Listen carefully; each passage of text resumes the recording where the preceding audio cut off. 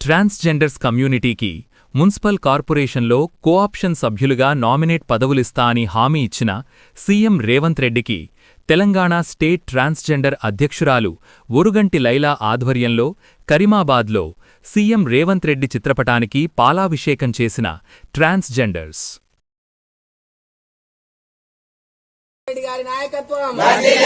ముఖ్యమంత్రి రేవంత్ రెడ్డి గారి నాయకత్వం,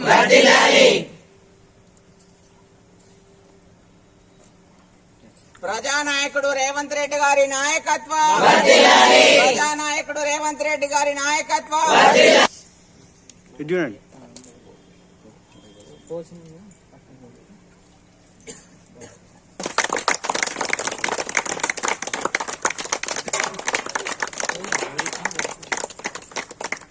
దూరంగానే ఉండండి.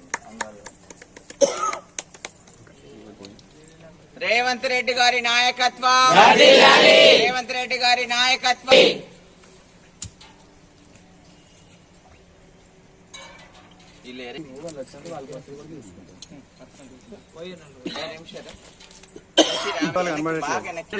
ఈ రోజు మన తెలంగాణ రాష్ట్ర ముఖ్యమంత్రి వర్యులు గౌరవనీయులు రేవంత్ రెడ్డి గారు మా ట్రాన్స్జెండర్ వ్యక్తుల కోసం ఒక గొప్ప నిర్ణయం తీసుకున్నారు. నిజంగా ఇది చరిత్రలో నిలిచిపోయే అంశము.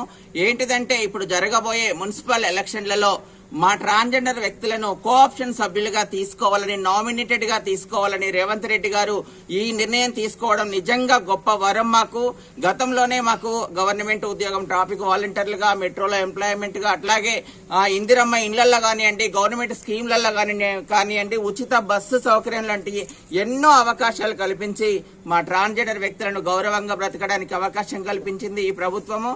ఇప్పుడు ఈ గొప్ప చారిత్రాత్మక నిర్ణయాన్ని తీసుకొని మమ్మల్ని కూడా చట్టసభలలో కూర్చోబెట్టుకొని మా అంశాల పట్ల మేమే మాట్లాడుకునేలాగా, సమాజ సేవ చేసేలాగా అవకాశం కల్పిస్తున్నటువంటి రేవంత్ రెడ్డి గారికి మేము జీవితాంతం రుణపడి ఉంటాము.